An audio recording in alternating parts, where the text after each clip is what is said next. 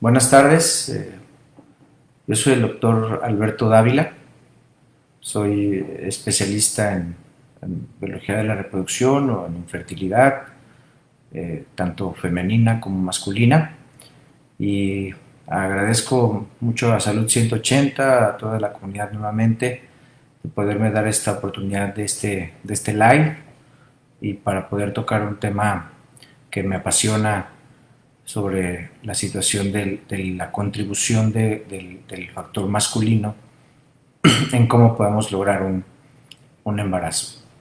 Eh, Buenas tardes a todos, les recomiendo que puedan ir dejando sus preguntas. Al final trataremos de dar unos minutos al final de la charla para tratar de resolver las dudas que haya disponibles. También si durante la transmisión vemos que hay una buena oportunidad o que está vinculada a lo que estamos tratando, pues con gusto también podríamos darles una orientación o una respuesta a sus preguntas. Eh, yo estoy ubicado en la ciudad de Monterrey, entonces los saludo desde acá, con mucho gusto, y vamos a empezar. Una de las grandes dudas que siempre surgen cuando nosotros estamos buscando un bebé, y generalmente cuando ya hay algún detalle sobre la búsqueda, ¿verdad? O la aparición de un embarazo, pues obviamente siempre hay la duda y el mito incluso en que casi todo recae sobre la parte femenina, ¿no? O sea, casi siempre se ha visto que se empieza con estudios en la mujer y el hombre hasta el final, ¿verdad? Entre una cosa social, cultural, y otra cosa a veces desde también nosotros como médicos, pues generalmente como ginecólogos primero priorizamos un poco lo que estamos viendo con ustedes como pacientes, pero el enfoque integral o el enfoque óptimo que se tiene que ver en una relación de fertilidad o en una situación en donde estamos batallando para conseguir un embarazo, pues siempre es mirar a ambos lados. Actualmente sabemos que la contribución paterna así grandota, pues sabemos que hasta en un 50% de los casos, cuando no se logra un embarazo, el factor masculino o puede haber un factor masculino involucrado en esta falta de embarazo, ¿no?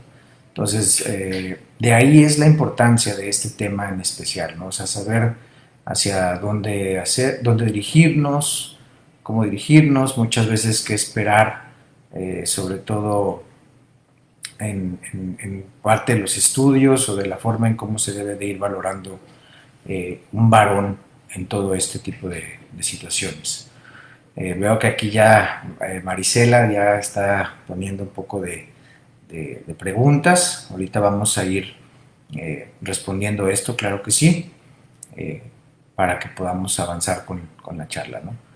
Entonces, no podemos dividir del todo las causas de infertilidad, pero sí definir que infertilidad o la falta de consecución de un embarazo se define más o menos después de un año de estar intentándolo, eh, o hasta cierto grupo de edad, que normalmente es en mujeres hasta los 35 años, o en mujeres mayores de 35 años, y después de 6 meses esto no ha sucedido, entonces ya podríamos estar viendo un tema relacionado con la infertilidad. Entonces, dentro de estas preguntas que tiene Marisela, pues bueno, si hay alguna señal que pudiera indicar algún problema de fertilidad masculina, pues a veces es difícil, porque una gran confusión que a veces existe son los temas relacionados con la sexualidad. Y yo siempre trato de explicarle a mis pacientes que una cosa es la sexualidad y otra cosa es la fertilidad. Caminan bien pegaditas, caminan así, ¿verdad? Muy unidas, pero a veces, desde el punto de vista sexual, también nos puede dar alguna orientación sobre si hay algún detalle, ¿no? Muchos varones, pues a veces cuando pierden el interés por la vida de pareja o que tienen algunas dificultades para la erección o para las eyaculaciones, pues si bien a lo mejor eso no es estrictamente infertilidad, pues sí se asocia con la falta de no lograr un embarazo, ¿no? Pero puede ser un aspecto meramente de sexualidad que una situación biológica, ¿verdad?, relacionado al espermatozoide como tal. Entonces, a veces eso también es importante aclararlo, porque muchas veces me toca consultar pacientes que a veces traen problemas de sexualidad y no necesariamente problemas de infertilidad. Una vez que nosotros podemos acuñar, o si nosotros tenemos la sospecha exactamente de este tema de infertilidad, principalmente en el tema masculino, pues bueno, los primeros estudios que se recomiendan, lo que siempre ha sido angular, es la situación del espermograma, ¿verdad? El espermograma es un estudio en el cual nosotros los varones acudimos a una clínica o a algún laboratorio en donde nosotros vamos a dejar una muestra de una eyaculación, y esa eyaculación se va a analizar en dos aspectos, ¿no? Un aspecto macroscópico, que son muchas características en cuanto al volumen del eyaculado, en cuanto al aspecto, la famosa viscosidad, algún grupo de células que se pudieran ver diferentes a los espermatozoides, y en un aspecto microscópico en relación a algunas características propias ya de los espermatozoides, en cuanto a su cantidad por mililitro, su cantidad total, la movilidad, teniendo distintos tipos de movilidad, progresivas, no progresivas, algún aspecto sobre la vitalidad de los espermas, otra calificación que a veces es muy controversial, que es en relación hacia las formas normales de los espermas. Entonces, todas esas características se van a evaluar con un espermograma. Y ha sido la piedra angular de la evaluación del varón en este aspecto de infertilidad. Sin embargo, también tenemos que conocer, o a veces es fácil de entender, que un espermograma no necesariamente significa que un varón es infértil, ¿sí? Muchas veces podemos tener algunas alteraciones espermáticas que pueden ser encontradas por un hallazgo, ¿verdad? A veces hay parejas que ya han tenido bebés y de repente, pues a lo mejor comienzan con un aborto o con dos abortos, porque a lo mejor están buscando una pareja, y se dan cuenta que el varón tenía o que tiene en ese momento algunas alteraciones espermáticas.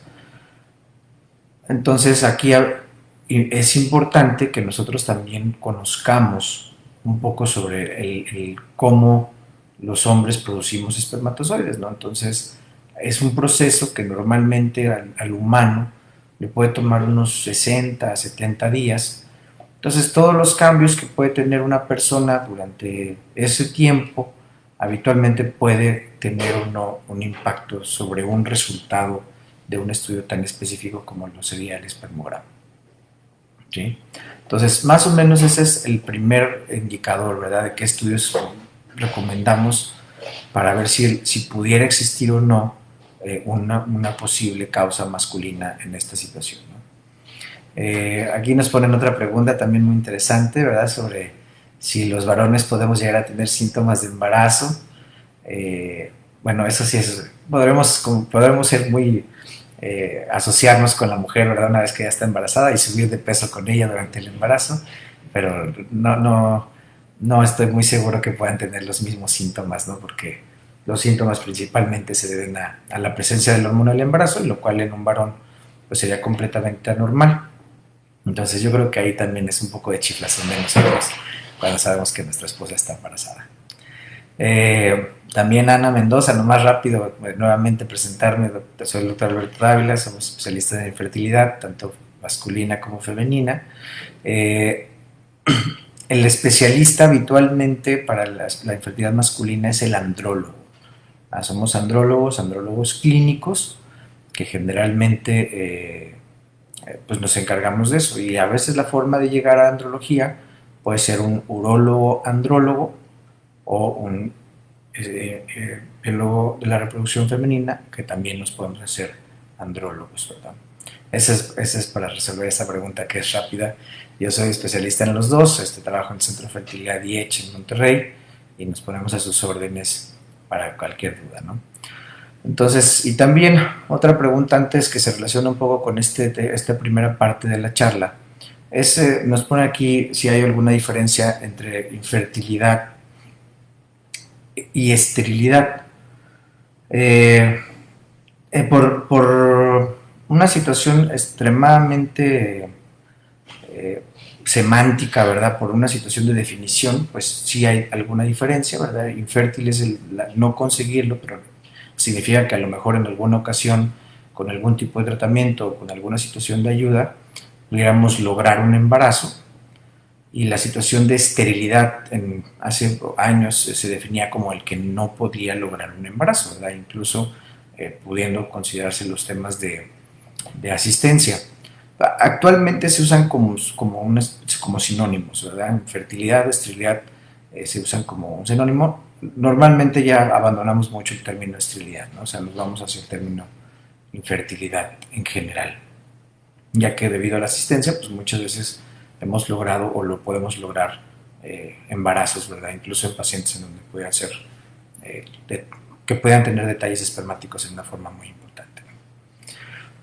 Entonces, una vez que nosotros tenemos una evaluación masculina o una evaluación inicial masculina, y si se detecta alguna alteración, bueno, entonces ahí la primera recomendación, pues efectivamente, junto con su ginecólogo o con su especialista en reproducción que los está viendo, pues es hacer una segunda etapa de estudios en el varón, en donde, pues bueno, normalmente el andrólogo haremos una historia clínica, ¿verdad?, para ver algunos factores de riesgo que pudieran estar contribuyendo a esta situación de las alteraciones espermáticas que pudiéramos estar encontrando. Se tiene que hacer una buena exploración física, ¿verdad?, a nivel del área genital, para descartar problemas físicos, ¿verdad?, o estructurales que pudieran estar ocasionando las situaciones de las alteraciones que pudiéramos estar viendo. Después de este interrogatorio y de esta revisión, normalmente complementamos el expediente o la revisión con una solicitud de un perfil hormonal. Si se sospecha de algún otro tipo de situaciones, incluso a veces podemos apoyarnos de estudios como el ultrasonido testicular o un ultrasonido de próstata. En algunos casos pueden ser incluso estudios genéticos, ¿verdad? Si de primera instancia en este tipo de situaciones encontramos algún tema que pudiera ser de tipo genético, ¿verdad? Entonces a veces necesitamos apoyarnos en algunos tipos de estudios que son más complejos, ahorita vamos a hablar un poco más, pero ya ahí se complementa, ¿no? Incluso repetir el mismo estudio con cierta separación, que pueden ser 4 o 6 semanas, pues también nos puede ayudar a definir muy bien si la alteración que estamos viendo de inicio se conserva o si puede ser un escenario diferente, ¿no? Como les decía, yo a veces les digo a mis pacientes que un espermograma no es más que una foto de un proceso que pasó hace unos 2 meses, ¿verdad? Por el tiempo que más o menos nos toma construir espermatozoides. Entonces, si nosotros tuvimos alguna situación ahí difícil, eh, algún pues, evento, ¿verdad?, estresante de vida o algún descuido mismo de la salud, pues a veces eso pudiera ocasionar que pues, a los 2 meses no nos acordamos de esa situación, pero pues sí impacta un poco en los resultados del estudio, ¿no? Entonces, una vez que nosotros corregimos algunos factores, pues puede ser que nuestro estudio ya salga normal, ¿no?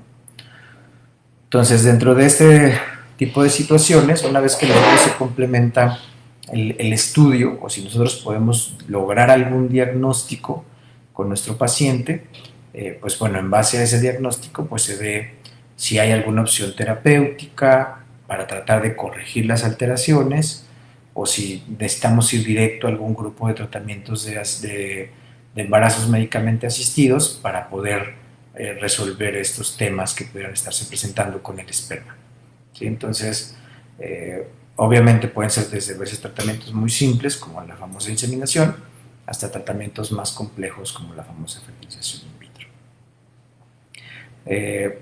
Esa es una parte, ¿verdad? O esa es una de las primeras partes en donde nosotros podemos encontrar o saber o empezar a entender un poco de cómo está funcionando el espermatozoide en este sentido de lograr embarazos.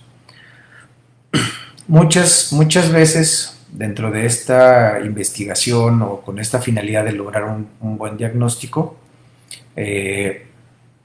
empezamos a buscar factores que están alrededor, ¿verdad?, del espermatozoide pues a veces los varones que tenemos sobrepeso o si estamos haciendo algunos ejercicios extremos, muchos de estas situaciones son importantes, ¿verdad? Que nosotros podamos considerar porque pudieran estar relacionadas dentro de las causas que hay que modificar para poder ver si realmente nos impactan o no en estos resultados de primera instancia que pudiéramos tener, ¿no? Eh, pues a los que se están conectando recientemente les agradecemos su presencia. Aquí vemos alguna otra preguntita que también vamos a contestar. Nada más corroborando, estamos hablando un poco sobre el factor masculino, cómo impacta para el embarazo, y yo soy el doctor Alberto Dávila, especialista en este tema, ¿no? Nos ponen aquí una pregunta sobre si los hombres también tenemos un reloj biológico o hay algún rango de edad recomendado. Es una pregunta muy interesante. Aún no hemos podido establecer en el mundo, ¿verdad?, un consenso internacional que nos pudiera decir, ¿sabes qué? Hasta esta edad pasa. La verdad es que la variabilidad de la edad de presentación de problemas espermáticos es muy amplia, ¿verdad? De varones desde muy jóvenes, 20, 30 años, hasta varones que podemos tener 60, 70 años. Pero sí hay tres cositas que son muy importantes en conocer. Un varón, normalmente conforme avanza nuestra edad y en un corte más o menos aproximadamente después de los 40 o 50 años, sabemos que incluso aunque los varones tengamos muy buenas condiciones espermáticas, el potencial de fertilizar un óvulo también se va perdiendo. ¿Sí? Entonces, el problema es que todavía no sabemos qué tanto, ¿verdad? En estos varones en donde tenemos algunas características del esperma. Obviamente, si a la edad le agregamos que podemos encontrar detalles en el esperma, pues claro que sí tendremos mayor impacto sobre nuestra fertilidad, ¿no? No hay un fenómeno como tal como la menopausia en la mujer, ¿verdad? O después de cierta edad en donde ya el potencial fértil se impacta de una forma muy importante, pero sí es un rango de tiempo en donde nosotros sabemos que los varones empezamos a tener menos posibilidades de lograr embarazos. O sea, todos escuchamos la historia que alguien de 50, de 60, de 70 ha logrado embarazos, y luego también aquí en el Facebook luego encontramos algunas ahí noticias muy impresionantes, ¿verdad? En algunos otros países, pero bueno, sabemos que sí impacta un poco. Y normalmente ahorita con algunas situaciones relacionadas al final de la charla, como los riesgos genéticos que pudiéramos llegar a tener en los varones que empezamos a tener mayor edad, que se conoce como edad paterna avanzada. No solamente se pierde el potencial de fertilidad, sino también como en la mujer, también se aumentan algunos riesgos relacionados con algunos temas genéticos. No hay una situación todavía recomendada sobre hasta qué edad podríamos o no hacer incluso tratamientos, pero no, por ejemplo nosotros en el centro de fertilidad, pues realmente arriba de los 60, 65 ya ponemos mucho sobre la balanza los riesgos, ¿verdad?, que pudiéramos llegar a tener en la realización de estos tratamientos. Continuando un poco, ¿verdad?, después de esta primera evaluación y esta complementación diagnóstica, si nosotros logramos establecer un diagnóstico y un tratamiento, pues bueno, entonces a veces también es importante conocer cómo van a impactar los resultados o estos estudios dentro de los tratamientos de fertilidad.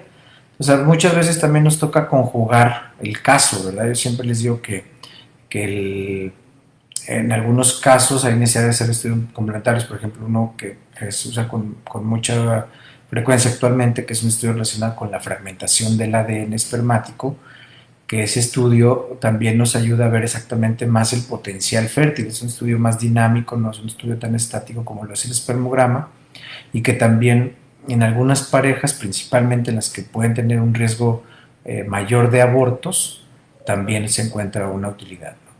Entonces, este es el grupo de estudios que nosotros habitualmente nos apoyamos y podemos llegar a utilizar durante toda esta evaluación o tratamiento sobre una pareja que está teniendo dificultades. Entonces, nuevamente, bienvenidos a los que se estén conectando. Estamos hablando sobre el tema del camino. Los invitamos a dejar sus preguntas. Ahorita al final comentaremos o daremos más comentarios sobre los temas, ¿no? El tercer punto que a mí me gusta comentarles es un poco sobre el tema genético o sobre la causalidad de todos estos problemas espermáticos que pudieran ser y que en algún punto empiezan a tomar cada día más importancia sobre los tratamientos de reproducción asistida. Muchas veces es muy difícil entender por qué un varón que somos sanos, que teóricamente no tenemos algún problema de salud importante, diabetes, hipertensión, que toda la vida nos hemos cuidado y que a lo mejor, aunque nos hemos tardado un poco en decidir tener hijos o incluso en personas muy jóvenes, ¿por qué cuando nosotros estamos frente a esta situación llegamos a tener problemas espermáticos? Y a veces, aunque hagamos toda esta gama de estudios que estamos mencionando, el estudio del esperma, los estudios infecciosos, el ultrasonido testicular, la fragmentación del ADN espermático, etcétera, no nos es posible llegar a un diagnóstico clínico, ¿verdad? Es un diagnóstico de laboratorio en donde nosotros podemos encontrar bajas cuentas, baja motilidad, bajas formas normales, etcétera. Y la mayoría de estas veces los varones tenemos alguna situación en donde nuestra información genética a lo mejor no está dando lo suficiente para que nuestros espermas se construyan bien. Desafortunadamente no hay una prueba genética como tal que te ayude a hacer un diagnóstico certero. Tenemos algunas de ellas como los famosos cariotipos o en algunas pruebas en donde los varones podemos tener cuentas muy bajas, movilidades muy bajas, las famosas microdeleciones del cromosoma Y. Son los dos estudios a lo mejor que más nos pudiesen orientar o que son los más frecuentes de encontrar alteraciones y que nos pudieran decir si realmente tenemos alguna situación. Pero siendo honesto, muchas de estas ocasiones esos estudios incluso salen normales, ¿verdad? Salen sin ninguna alteración. Y yo siempre les tomo este tema tratando de entender que todos los seres humanos podemos llegar a tener algún error genético que no necesariamente tenga un nombre, ¿verdad? Yo siempre les digo, a veces errores genéticos se ha demostrado que podemos tener, por ejemplo, un ojo de un color y otro de otro color, ¿no? Que normalmente eso no tendrá una traducción de vida, ¿verdad? Un riesgo incrementado de algo, pero a veces en nuestra información genética, si nos falta un pedacito de la información, pues ese pedacito puede transmitir o desarrollar fallas en la producción parciales o totales, o algunos fenómenos que se llaman disfunciones. En algunas cosas podemos llegar a tener algunos estados portadores sobre esta situación. Entonces, todo eso pues no tiene un nombre como tal, ¿no? Y muchas de estas causas espermáticas, o de cuando los varones podemos tener algún problema espermático, pues tienen un trasfondo genético, ¿verdad? Y también es importante, porque en los casos así más severos, en donde podemos encontrar o muy poquitos espermas, o asospermia, ¿verdad? En donde no se encuentran los espermas en la eyaculación, pues muchos de estos temas son de origen genético. Entonces, aunque nosotros podamos ayudarlos con tecnologías de reproducción asistida, pues muchas veces también tenemos que generar un poco de conciencia que la situación o nuestro bebé o nuestro embrión que estamos generando, pues a veces hay necesidad de investigarlo genéticamente, pues para ver que no tengamos ninguna alteración que nos pudiera estar también dando un problema mayor, ¿verdad? Porque también generar una descendencia con algún problema, o sabiendo nosotros de antemano que ya tendrá algún detalle de tipo genético, o que a lo mejor él podría tener el mismo destino de que batallemos, o cuando él quiera formar su familia también llegase a batallar, pues normalmente siempre tratamos de hacer un poco de conciencia sobre eso, o al menos estar enterados, pues porque uno de los consejos que siempre se les da en estos casos es, si nosotros logramos tener un bebé y que este bebé se desarrolle, ¿verdad?, hasta su adolescencia, pubertad, pues una de las principales acciones es empezar a ver sus conteos espermáticos, ¿verdad? Y si sabemos que nosotros fuimos, este hijo de nosotros fue resultado de tecnologías de reproducción asistida, pues seguramente implementar una estrategia en cuanto a la criopreservación de células, pues por si él pudiese llegar a presentar la misma disfunción o la misma falla que hemos tenido, ¿no? Entonces ese es un punto también siempre muy importante, incluso dentro de la toma de decisiones, cuando nosotros llegamos a hacer un estudio o un tratamiento ya con un factor masculino severo, ¿no? Eh, Les digo, a veces es muy difícil saber un diagnóstico preciso, pero la verdad es que la mayoría de las veces sí nos tenemos que orientar sobre esto. Tener un error genético no significa que necesariamente vas a tener un bebé con problemas, llámese síndrome de Down, Patau, Edwards, etcétera, pero obviamente lo que más se ha relacionado tanto con edad paterna avanzada como con estas situaciones de disfunciones genéticas, pues a veces puede ser el aumento en la presentación de algunos cuadros de esquizofrenia o de autismo también en nuestra descendencia, ¿no? Entonces se empieza a ver con un poquito más de frecuencia, tampoco está ahorita en un número alarmante, pero es una de las cosas que en el mundo se ha empezado a poner más atención, pues para que nosotros podamos generar también unas buenas recomendaciones sobre lo que pudiera estar pasando cuando nosotros estamos haciendo este tipo de tratamientos. Eh, ya, pues bueno, sigo agradeciendo a todos los que están con nosotros. Ya vamos en esta parte final. Estamos hablando sobre los temas del factor masculino, ¿verdad? Cómo influye en un embarazo.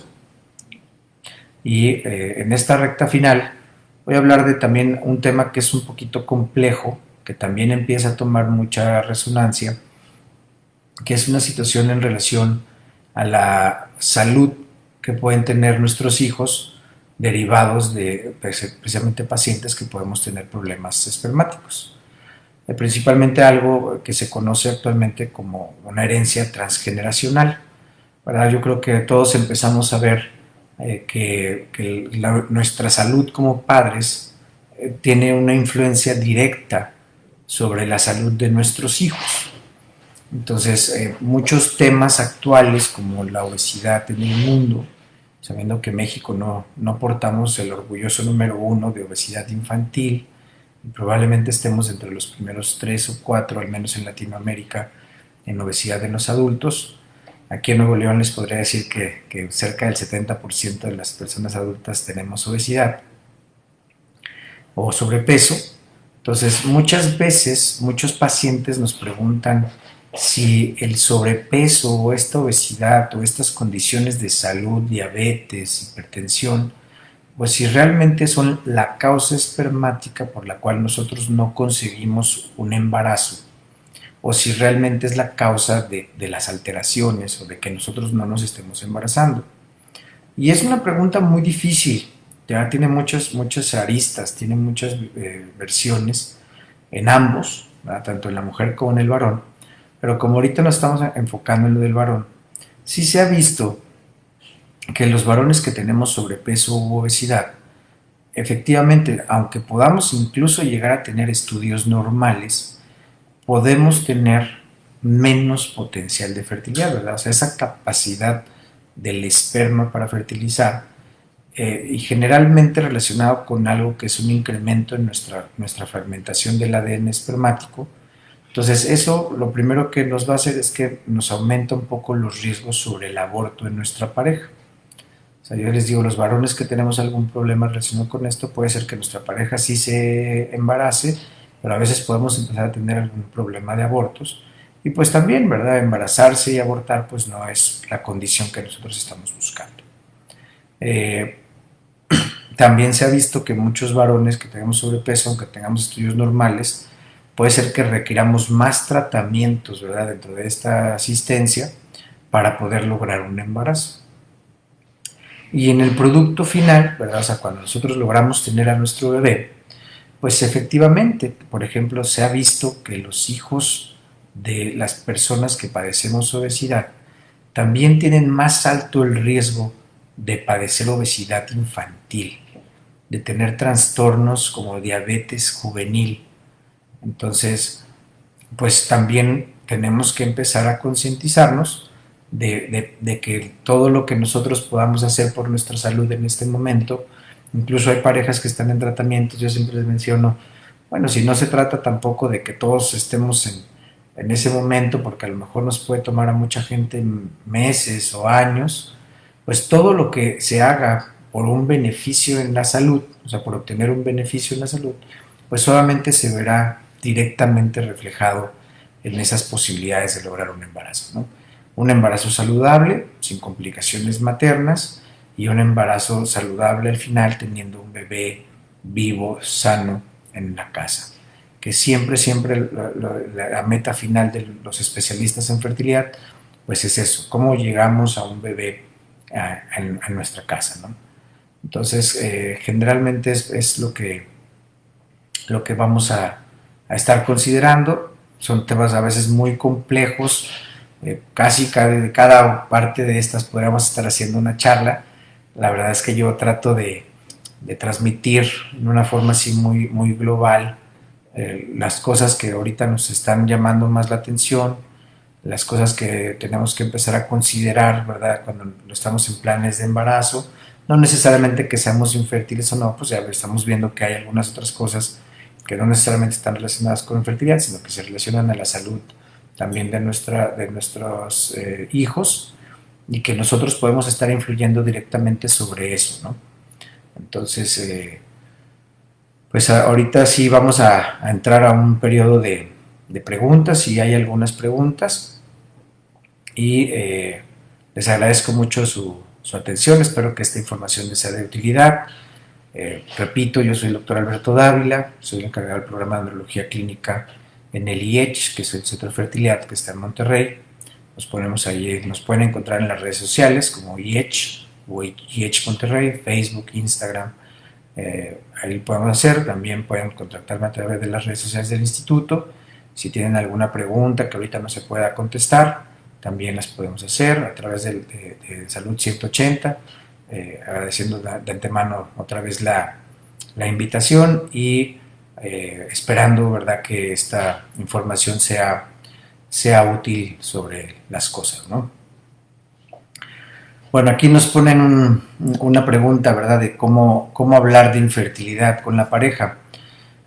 Bueno, eso también a veces es un tema cultural. Yo creo que sería dos aspectos. Yo creo que el doctor, cuando nosotros nos acercamos con nuestro doctor para hablar sobre temas de que no hemos logrado quedar embarazados, yo creo que el doctor debemos de ser justos en sentido de decir que son 50% de contribución materna y paterna, ¿no? Entonces, lo ideal es que cada vez que nosotros empezamos una investigación sobre infertilidad, pues no solamente se empiece la parte femenina, ¿no? Como tradicionalmente es, porque efectivamente hay muchos mitos o es un tema casi exclusivo de las mujeres. Yo la verdad es que no comparto esa idea. Sí seré muy honesto, la contribución o la zona en donde las cosas que suceden en la mujer pues obviamente tienen influencias muy altas sobre la situación del embarazo, porque hay más contribución a nivel ovárico, a nivel uterino, a nivel hormonal, pero pues al final la consecución de un embarazo, ya sea natural o asistido, pues siempre depende de dos personas, ¿no? Entonces yo no creo que se deba ver una situación, y si nosotros enfrentamos una dificultad con nuestro esposo, con nuestra pareja, de poder ver, muchas veces tenemos, no, pues es que yo estoy joven, ¿no? O lo que les platico, ¿no? Muchas veces nosotros pensamos que por tener una vida de pareja saludable, no tener dificultades para la erección, no tener dificultades para una eyaculación, tener un buen deseo sexual, pues habitualmente eso nos excluiría, ¿verdad?, de sospechar que podamos tener un problema masculino, pero no es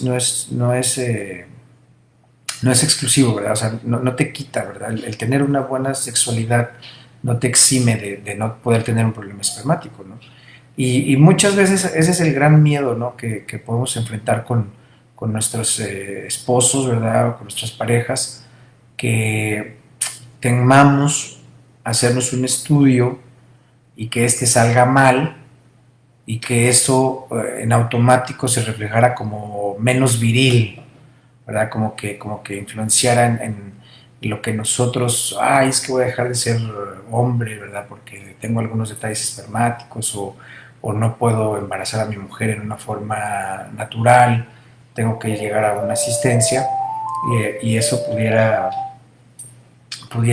contribuir un poco a ese miedo o a ese recelo a asistir a hacerse un estudio de primera instancia, ¿no? Cuando en muchas de las ocasiones, si lo hacemos a tiempo, si lo hacemos de una forma adecuada, pues la verdad es que podemos dar tratamientos, podemos encontrar buenas soluciones, podemos ayudar, incluso si hay algunos temas de sexualidad, pues también podemos ayudar en algunos temas de sexualidad, ¿verdad? Que contribuyan pues obviamente a que la pareja pues tenga una mejor dinámica, que tenga una mejor comunicación y que eso también facilite los procesos durante la búsqueda, ¿no? Entonces es una pregunta muy interesante, la verdad es que sí, es un tema social también, entonces hay que romper muchos mitos, hay que romper muchos estigmas que hay sobre este tema de fertilidad masculina, ¿no? Porque no se relacionan, la virilidad pues jamás está relacionada a la situación espermática, ¿no? El esperma es una célula, la virilidad es todo un conjunto de situaciones tanto físicas como emocionales y mentales que nos llevan a ese punto, ¿no?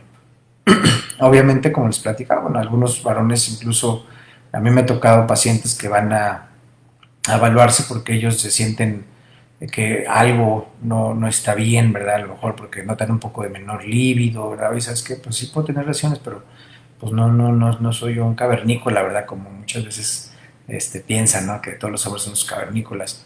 No, bueno, pues, pero eso tampoco significa que tienes problemas, ¿no? Entonces, por eso sí se tiene que manejar de una manera integral, se tiene que manejar una manera adecuada de la información, ¿sí? Un estudio a veces no es 100% diagnóstico ni confirmatorio de que no habrá un problema, ¿verdad? Salvo los temas de azoospermia, que ahí digo, es otro tema muy específico. Bueno, en algunos casos sí podrá ser muy complejo eh, hacer que todo el proceso se vuelva a producir, pero bueno, que normalmente una buena evaluación nos podrá permitir diferenciar este tipo de situaciones, ¿no? Eh, Vamos a ver si hay otra pregunta. Nuevamente, pues muchas gracias a todos, ¿verdad? Por estar aquí acompañándome en este live, Salud 180, pues muchas gracias por darnos este espacio. Ya estamos un poco sobre los minutos finales de esta charla y pues agradeciendo e invitándolos, ¿verdad? Que ahora también, pues bueno, ante esta pandemia, ante esta situación, se ha prestado a todo este tipo de situaciones que nos permiten llegar a más gente y que también nos permiten, a través de la telemedicina, poder otorgarles a ustedes una buena orientación, una buena situación. Entonces también les recordamos, ¿verdad? Que a veces pensamos que es muy difícil. Pues está Monterrey, pero con todo gusto estamos disponibles en telemedicina, también a través del Centro de Fertilidad. Ustedes pueden buscar información, ¿verdad? IECH, Centro de Fertilidad de Monterrey, y estamos ahí para servirles, ¿no?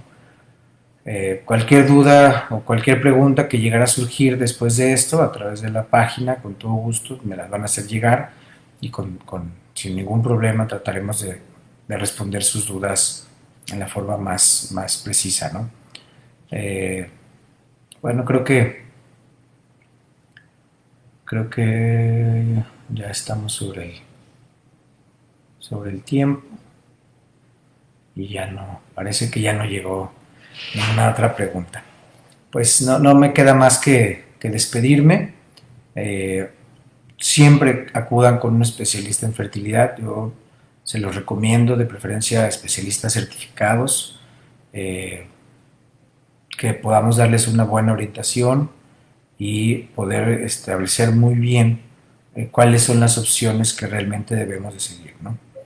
También hay que saber bien hacia dónde dirigirnos y a través de esto pues poder lograr la optimización de ambas partes pues para poder llegar a ese bebé en nuestra casa y que ojalá que sea un bebé vivo, sano y que nos complemente. Entonces agradezco mucho su atención y cualquier cosa quedamos a sus órdenes. Nuevamente el doctor Alberto Dávila, especialista en fertilidad de la mujer, fertilidad masculina, aquí en el Centro de Fertilidad IH Monterrey, y que tengan una muy buena tarde.